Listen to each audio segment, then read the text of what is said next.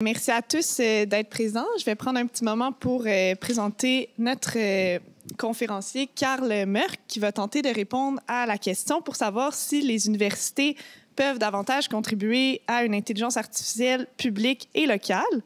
Donc, Karl Mörk est chercheur et il travaille sur les défis sociaux de l'utilisation responsable des technologies en santé, notamment en médecine dentaire et en psychologie. Il travaille tout particulièrement sur les enjeux éthiques et sociaux de l'intelligence artificielle et du big data. Il est également manager scientifique de FARI, qui est un organisme de recherche sur l'intelligence artificielle et le bien commun. C'est un organisme qui développe des projets collaboratifs pour proposer des pistes de réflexion et des solutions pour l'utilisation de l'intelligence artificielle dans la société avec une visée du bien public. Et finalement, il est aussi professeur associé au département de psychologie de l'Université du Québec à Montréal. Donc, je vous laisse la parole. Bon, je vais me présenter rapidement. Donc, en effet, je m'appelle Karl Mörk. Je suis très content d'être de retour à Montréal.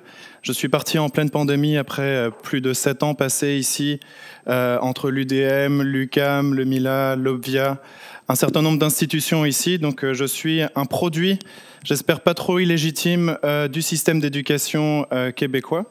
Et j'ai également pu observer pendant les 10 dernières années l'explosion un petit peu de la bulle intelligence artificielle des données ici.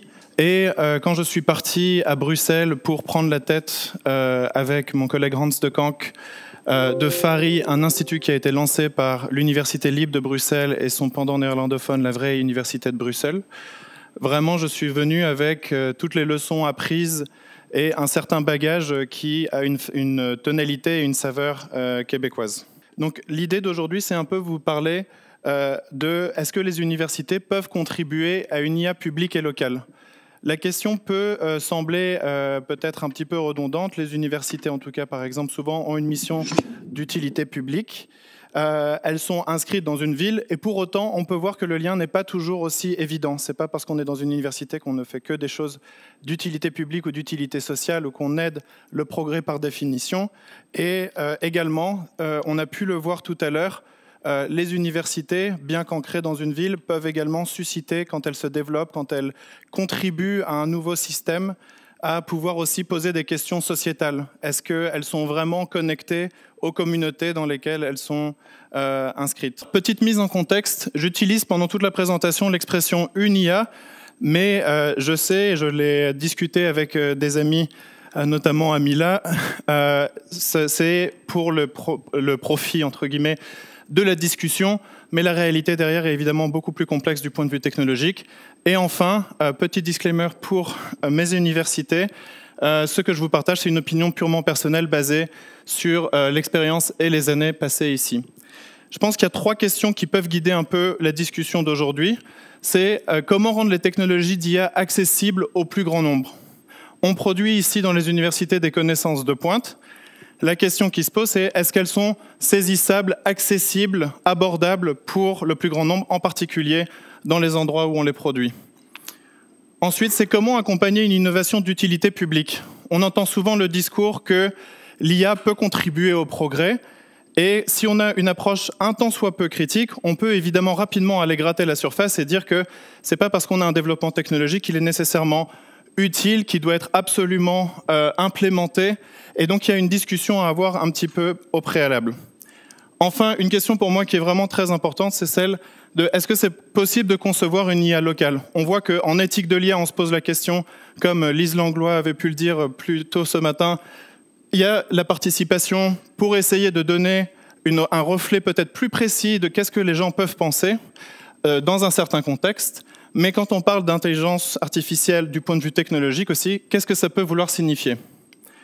Il y a tout de suite plusieurs défis qui, pour moi, sont absolument clés et posent la question de l'IA comme bien public.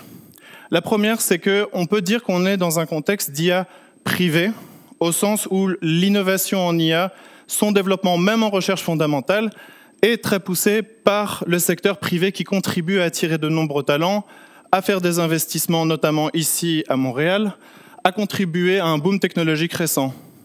Et on est dans un portrait aujourd'hui très nuancé où public-privé peut parfois aujourd'hui, où universitaire et entreprise, les frontières sont aujourd'hui beaucoup plus complexes. Il va falloir y aller avec beaucoup plus de prudence. Quand je regarde par exemple en recherche fondamentale les statistiques de la conférence NeurIPS de 2021, on peut voir que dans le top 10, vous avez ici, dans les producteurs et les top 50 des instituts, c'est-à-dire ceux qui ont soumis le plus, par exemple, de propositions pour la conférence. Donc, est-ce que c'est un top? C'est une autre question. Mais vous avez Google, vous avez Microsoft, vous avez Facebook, DeepMind, vous avez IBM, à côté de grandes universités comme Stanford, MIT, etc. La question qui se pose ici, c'est évidemment de ne pas être dans une distinction caricaturale où public c'est bien, privé c'est mal, ou université c'est vraiment cool. Et tout ce qui viendrait des entreprises va devoir être vraiment pris avec beaucoup de prudence. Mais on peut quand même se poser la question du modèle d'affaires, c'est-à-dire qu'est-ce qui est motivé derrière, quelle est la logique derrière de production de connaissances. Et là-dessus, on est obligé de constater que peut-être il existe aujourd'hui une certaine forme de débalancement. Et est-ce qu'il ne serait pas temps et intéressant de contribuer à une IA qui soit aussi peut-être détachée des enjeux de production dans un contexte plus, par exemple, d'entreprise? Je vous mets ici une citation de Kate Crawford, qui, je crois, est extraite de son atlas de l'IA récent, et qui dit que tout l'ensemble de l'argent et de l'énergie industrielle qui a été mis pour accélérer le code de l'IA ne veut pas dire qu'il y a eu nécessairement beaucoup d'énergie qui a été mise pour penser aux enjeux sociaux, économiques, au cadre éthique pour ces systèmes. Et il y a un besoin urgent pour le faire. Donc encore une fois, vraiment, quand je fais cette distinction, ici, l'idée, c'est de dire peut-être que tout le temps qui a été mis pour le développer du point de vue technologique peut vouloir dire aussi qu'il y a eu moins de temps pensé aux enjeux éthiques, sociaux, juridiques qui peuvent venir derrière. Ensuite, on peut se poser la question de à qui profite l'innovation qui est produite dans nos universités. Vous avez ici, par exemple, les brevets par tête qui ont été produits dans les pays du G7. Et vous pouvez voir que le Canada est vraiment très en avance et a pris une poussée très forte. Pour autant, quand on regarde à l'intérieur des chiffres, par exemple de l'Université de Calgary, la portion de brevets possédés par des pays étrangers, en particulier par les États-Unis, elle s'est développée beaucoup plus vite. Donc on a ici peut-être un sorte de dilemme un petit peu, ou un paradoxe. C'est celui de dire qu'on crée, par exemple, dans une ville comme Montréal ou Bruxelles, où je travaille, une connaissance, une valeur ou une innovation qui, pour des questions de propriété intellectuelle, qui, pour des questions aussi simplement qui l'a produit, qui a payé pour, serait moins utilisable dans les endroits où elles ont été produites. Enfin, désolé, c'est un peu petit, mais il y a la question qui va être immédiatement liée. Si on ne peut pas tellement l'utiliser dans le contexte dans lequel elles ont été produites, c'est-à-dire le lieu peut-être géographique, est-ce qu'on ne peut pas se poser la question de est-ce qu'il n'y a pas un défi par rapport à la question du localisme? C'est un terme qui est émergé récemment, qui a été notamment défini par Stéphane Verhulst et Sarah Sloan, qui dit que ça réfère à toutes les actions prises par des décideurs locaux pour essayer d'adresser les utilisations de l'IA à l'intérieur d'une ville ou d'une communauté. Le localisme, en fait, émergeait à cause de tous les vides qui étaient laissés un petit peu incomplets par toutes les formes de gouvernance nationale, étatique ou globale et internationale. Dernière leçon liée au local, c'est que selon le chiffre que, par exemple, ce matin disait de 200 ou que dans certaines recensions on voit, il y a eu plus de 100 déclarations éthiques ou 200 déclarations selon les autres chiffres de cadres éthiques qui ont été publiés. Et là-dedans, on voit que peu ont été faits en se basant sur quelles sont les opinions des gens à l'intérieur des villes. La déclaration de Montréal s'était vraiment distinguée là-dessus parce qu'elle était basée sur un mécanisme de co-construction avec des citoyens. Et dans la recommandation de l'UNESCO récente et des efforts qui ont été faits autour, il y a vraiment eu la question qui est venue de est-ce qu'il ne faudrait pas, le plus possible, essayer d'adapter les grands principes éthiques à des milieux locaux. Un grand principe éthique est très difficile à intégrer au niveau local. Et de la même façon, peut-être que les grands principes technologiques vont demander de pouvoir adapter aux réalités locales de production, de contraintes, de moyens accessibles, de talents accessibles, de tolérance à certaines valeurs éthiques aussi. Ensuite, voilà, comme on m'a laissé la parole, eh bien, le danger est là. J'ai décidé de venir avec une tentative un petit peu de nom. Mais je pense qu'il y a un problème de fond quand on parle d'université productrice de connaissances, et je l'ai appelé très prétentieusement le paradoxe de Boston. Le paradoxe de Boston, pour moi, c'est toujours très intéressant, et à Montréal, je pense qu'on s'approche sous certains aspects de Boston. Au sens où c'est peut-être la ville la plus emblématique en matière d'enseignement universitaire. Vous avez plus de 44 collèges et universités. Vous avez le MIT, Harvard, Boston University. Vous avez des endroits et des lieux qui font absolument les technologies de demain. Pour autant, selon beaucoup de classements, j'ai cité celui de Brookings, c'est la première ville aux États-Unis pour l'inégalité de revenus. Et il y a toujours ce contraste assez saisissant de...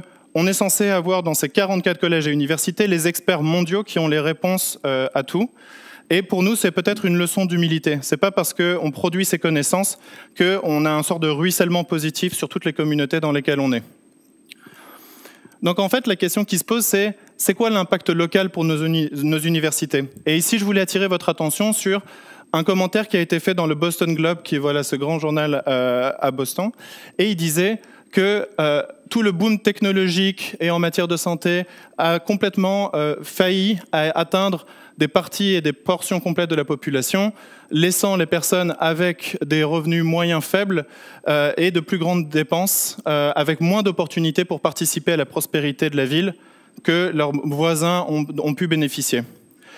Et ici, je trouve que c'est, en anglais, ils peuvent dire « a tale of two cities ». C'est très intéressant de voir qu'on va avoir d'un côté toute cette production de connaissances, les gens qui les produisent, les gens qui peuvent en bénéficier, et ceux qui n'ont pas nécessairement accès ou pour qui le train n'est pas allé aussi de l'autre côté. Donc accumuler les connaissances en matière technologique, accumuler les connaissances en matière aussi de développement responsable n'est pas toujours nécessairement une solution miracle. Il faut aussi beaucoup aider à leur mise en pratique.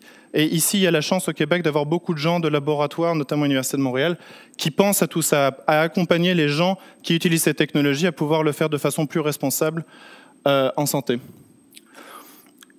On peut se demander alors, mais qu'est-ce qui s'est passé? Pourquoi est-ce que les développements technologiques, par exemple à Boston, sont restés et ont uniquement profité finalement pas à l'entièreté de la population et ont continué de maintenir une certaine forme de status quo assez inégal? Ici, je voulais vous mentionner avec voilà, quelques petits agrumes, ça commence à se rapprocher de l'heure de manger, mais c'est l'exemple le plus connu dans le domaine du transfert des connaissances. Pour ceux qui ne connaîtraient pas, donc le domaine des transferts des connaissances, c'est vraiment ce domaine qui essaie de s'intéresser à comment est-ce qu'on peut essayer de transposer des découvertes, des innovations vers des milieux de pratique. Et on sait qu'il y a des résistances très fortes. Et par exemple, l'exemple le plus connu que je vous ai mis, c'est celui qui est utilisé toujours. Le scorbut est une maladie que les marins contractaient beaucoup et qui tuait des milliers et des milliers de personnes chaque année. Un médecin Lint anglais, travaillant pour la marine, avait découvert qu'il suffisait de prendre de la vitamine C et des agrumes. Pour autant, le chiffre qui est toujours cité, c'est qu'il a fallu plus de 40 ans pour que la marine l'intègre dans ses processus pour tous les marins. Et on était au XVIIIe siècle. Et 40 ans, c'est énorme, ça représente au minimum 50 000 morts à cause de ce délai-là. Pour autant, l'histoire est un petit peu plus compliquée que ça, et je trouve qu'il y a une leçon pour nous en matière d'intelligence artificielle ou de lieu de production de l'intelligence artificielle. C'est parce qu'au-delà d'un retard causé par les hommes et la marine, il est moins connu que Lint avait en fait essayé une première, parce que l'Angleterre n'est pas très connue pour sa production de citron et d'agrumes, avait essayé de faire des concentrés que les gens pouvaient transporter, mais ça enlevait toute la vitamine C. Et il avait fait un premier essai qui avait été jugé inconcluant par la marine, quasiment la même année où il l'avait découvert. Et donc, il avait fait un test qui était evidence-based, enfin basé sur sa découverte, mais qui avait raté. Et donc, ce délai de 40 ans n'a pas été uniquement dû au fait que l'institution était aveugle complètement à l'innovation ou à l'idée d'une découverte, mais c'est que les circonstances n'étaient pas là, qu'il y avait eu aussi un test et qu'il y avait même eu, de la part du scientifique, finalement, une erreur. Ce qui nous amène à une leçon un peu d'humilité, au sens où c'est pas parce qu'on produit encore une fois la connaissance ou qu'on fait cette découverte qu'elle est immédiatement applicable en un claquement de doigts et que tout le monde et que toutes les institutions vont suivre derrière. Donc, en d'autres termes, proposer une solution technologique à un problème social, par exemple, requiert aussi d'accepter que les solutions, les innovations, ça requiert du temps, une prise en compte du contexte et des contraintes. Donc voilà, quels efforts fournir un petit peu? je crois qu'il faut vraiment essayer au plus possible de renforcer le lien entre les universités et les villes qui les accueillent. Et le paradoxe de Boston, pour moi, est vraiment ma vision un petit peu de la chose, à savoir que ce décalage-là me surprend toujours et devrait nous laisser peut-être un goût de vouloir essayer de faire plus. Ensuite, le recrutement de chercheurs issus des quartiers, communautés et minorités. À Bruxelles, on a par exemple un quartier qui a été malheureusement très connu en lien avec tout ce qu'il y a pu y avoir comme attaque terroriste, qui s'appelle Molenbeek. Et ce quartier-là a récemment eu plusieurs initiatives qui se sont créées à l'intérieur pour essayer de créer une nouvelle génération de personnes qui viendraient de ce quartier, qui pourraient devenir chercheurs, devenir programmeurs, devenir développeurs. Et ce genre de réservoir de talent-là est une façon unique de pouvoir aussi avoir une vision aussi locale que possible des talents, des technologies et d'essayer de les mettre en lien avec les besoins de la ville. Maintenant, la question c'est, je vous donne plein de bonnes intentions et agir pour le bien commun, ça peut faire des jolis mots, c'est bien, on est à l'université, je peux les dire, mais ça peut être un peu vide. Quand on essaie de savoir qu'est-ce que ça peut être une définition, dans notre institut, nous sommes 10 laboratoires, une communauté étendue de 300 chercheurs qui sont intéressés et qui travaillent directement en IA ou autour de l'IA. Quand on met tout ce beau monde ensemble, on leur demande qu'est-ce que ça veut dire alors agir pour le bien commun avec l'aide des technologies. Et tout le monde vous dit, et finalement le consensus trouvé après des consultations, des ateliers, c'est qu'il n'y a pas une seule définition qui va faire force et s'imposer à tout le monde. Pour autant, en parallèle, on voit qu'on n'arrive pas à savoir qu'est-ce que c'est le bien commun ou à se le définir vraiment. Donc il est question de choix que chaque organisation va faire pour l'instant, et je vais vous présenter nous nos choix et peut-être les erreurs qu'on a fait aussi. Mais on voit qu'il y a une tendance générale à se dire on a envie que les technologies servent le plus possible. Et un peu partout dans le monde, on voit l'émergence d'instituts aujourd'hui qui se font autour de biens communs, IA pour l'humanité, un peu toutes les variantes, où on sonne comme des gens gentils. Mais vous avez, comme pour nous et mon institut, vous avez par exemple en Afrique ici le premier centre de recherche qui va se centrer sur l'IA pour l'humain. Vous avez ici quelque chose qui s'est fait en Allemagne, je crois à Tübingen, qui a reçu 100 millions d'euros, donc à peu près 140 milliards de dollars, aussi avec la fondation Hector et Elis. Donc vous voyez qu'il y a un appétit très fort de la communauté elle-même à se dire on veut faire quelque chose qui puisse être autant bénéfique socialement que possible. Et je vous mets ici, pour finir la présentation d'aujourd'hui, l'exemple, parce que c'est bien beau de donner des leçons, mais on va commencer par, qu'est-ce que nous on a fait à Bruxelles, qu'est-ce qu'on aurait pu faire, c'est quoi un peu les leçons apprises. Et j'ai mis le paradoxe de Boston, mais on aurait pu l'appeler aussi le paradoxe de Bruxelles. Bruxelles, donc ce petit enclave qui fait la taille des Laurentides plus la Belgique au complet, fait la taille des Laurentides plus un peu des cantons de l'Est. Bruxelles est donc encore plus restreint, mais pour autant c'est une ville-monde dans laquelle si on estime un petit peu beaucoup de critères, c'est la 3e région la plus riche d'Europe en termes de capital, pour un certain nombre de facteurs économiques. Pour autant, la Cour des comptes de Bruxelles estime que c'est la région la plus pauvre au sens où c'est là où il y a le plus de personnes pauvres en Belgique. Donc vous avez aussi une ville très inégalitaire. 4 Bruxellois sur 10 ne travaillent pas et vous avez 38% de la population bruxelloise qui est exposée au risque de pauvreté ou d'exclusion sociale. Et je ne sais pas si c'est arrivé à vos oreilles, mais en Europe, en post-pandémie, il y a eu l'équivalent d'un plan Marshall qui a été fait par l'Europe, qui s'appelle Next Generation EU, et qui vise à être un plan pour aider les régions à pouvoir se remettre de la pandémie d'un point de vue social et regarder vers l'avenir. Et donc ce plan-là, chaque région décidait à quoi attribuer. On a été inclus dedans, et donc on a reçu de l'argent avec une proposition qu'on leur a faite pour la région de Bruxelles en disant on veut mettre en lien nos chercheurs en intelligence artificielle, en droit, en éthique, qui travaillent autour de l'intelligence artificielle, en lien directement avec les institutions de Bruxelles et avec des entités civiques. En fait, l'approche ici, c'était vraiment de se dire, on a une mission, et les universités, les 2 universités libres de Bruxelles et Vrije Université de Bruxelles, ont voulu essayer de se dire qu'est-ce qu'on peut faire pour essayer de rendre plus concret et plus accessible les développements technologiques qu'on fait ou qu'on maîtrise à l'intérieur de nos universités. Et parfois aussi de réfléchir ensemble à qu'est-ce qu'on veut et qu'est-ce qu'on ne veut pas faire. Donc, il y a plusieurs défis qu'on a identifiés et ça fait 1 an qu'on existe, 6 mois qu'on a reçu les fonds. Mais le premier, c'est on veut vraiment concentrer sur agir à éduquer un peu plus autour de l'intelligence artificielle.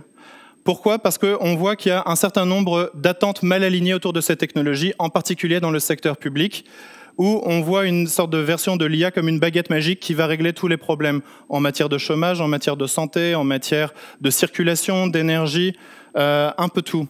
Et donc parfois, il s'agit d'éduquer pour savoir et regarder ensemble qu'est-ce qui est faisable, qu'est-ce qui n'est pas faisable.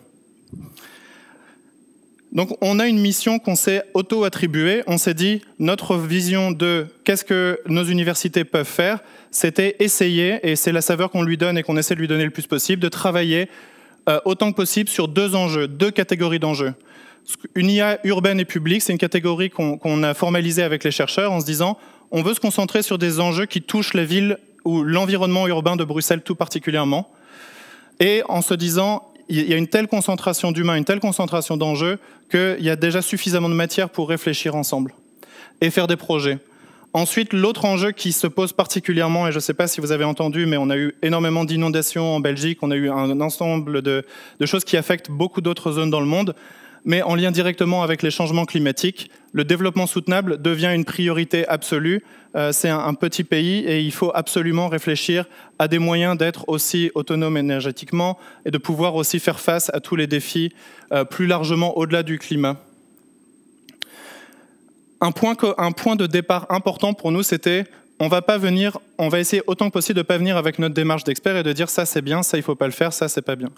Donc on a demandé à la région bruxelloise quels étaient leurs besoins. Et ils ont identifié 5 besoins clés en matière d'innovation où ils disent on n'a pas assez d'innovation là-dedans et on doit travailler plus.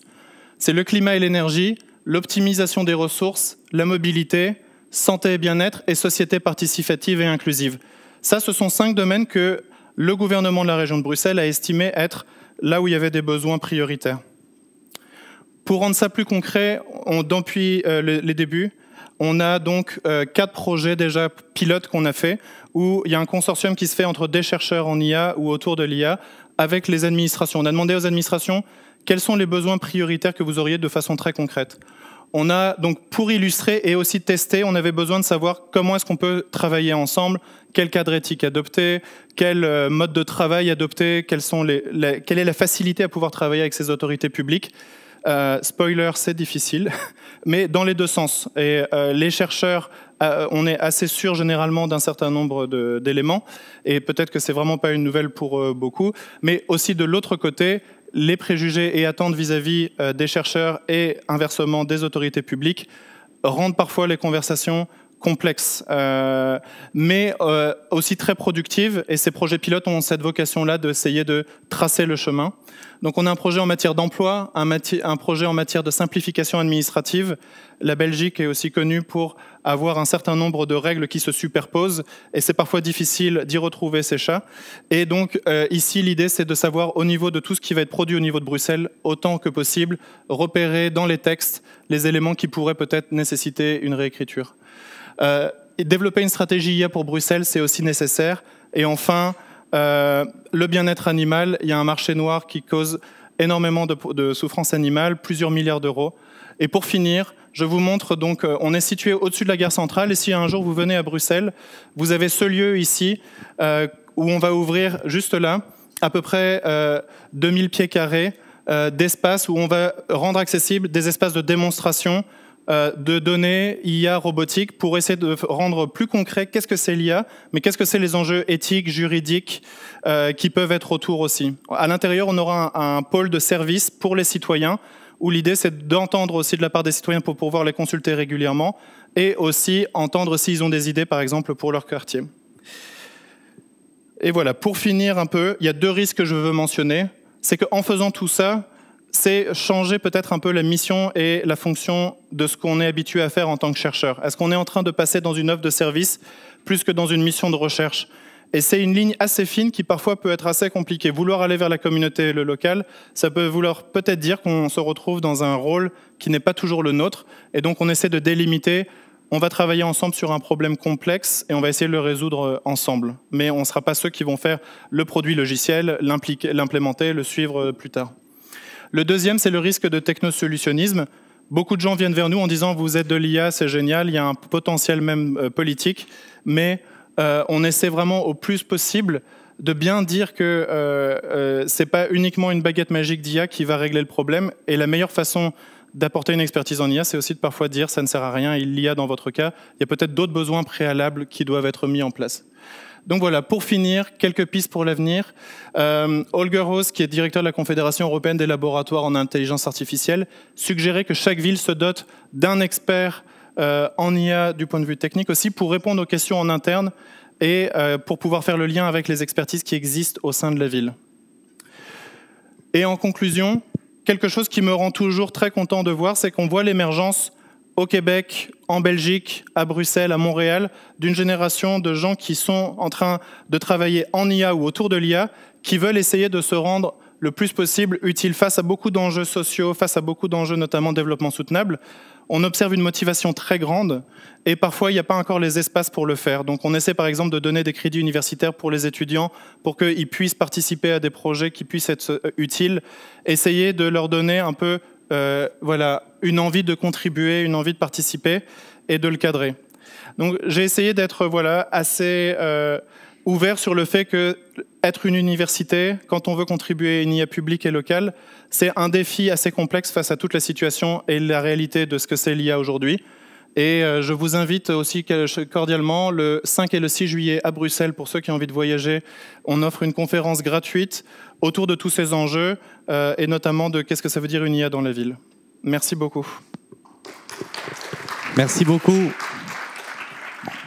Merci beaucoup, Karl Mørck. Alors malheureusement, on n'aura pas le temps pour les questions, mais je vous invite à aller les poser après, pendant l'heure du déjeuner. En attendant, je passe directement la parole à Marianne pour la synthèse de la conférence. Merci beaucoup pour cette présentation vraiment pertinente. Je pense que c'est vraiment dans les enjeux qu'on voit dans toutes les sphères de la science en ce moment, pour ce qui est de la science ouverte, du transfert des connaissances. Donc, on a parlé du fait que le point de vue de la technologie de l'intelligence artificielle est très pensé en ce moment, mais ce qui manque un peu, ou est-ce qu'on a pris moins de temps, ce serait dans les enjeux plus politiques et sociaux, et c'est ce que Karl Mørck est venu nous parler un peu aujourd'hui. Donc, on voit en ce moment que dans l'intelligence artificielle, on accumule beaucoup de connaissances, on accumule beaucoup de connaissances, mais ce n'est pas nécessairement transférable vers les villes dans lesquelles c'est appliqué, puis ce n'est pas non plus transférable nécessairement vers les populations. Donc, on s'est demandé comment faire pour améliorer ce lien-là entre les communautés et les chercheurs. Parce qu'on a bien souligné que ce n'est pas parce qu'on produit les connaissances qu'on a nécessairement un impact positif sur ceux qui nous entourent, et on l'a bien exposé avec le paradoxe de Boston. On a aussi vu que ce n'est pas nécessairement utilisable pour ces personnes-là et que c'est un problème. Donc, comment faire pour améliorer ça? On a proposé de, premièrement, renforcer les liens entre les universités et les villes d'accueil. On s'est demandé pourquoi il y avait tant de décalage, puis c'est peut-être parce que, justement, on ne va peut-être pas assez voir, eux, c'est quoi leurs besoins, puis en fait, on ne pose juste pas la question.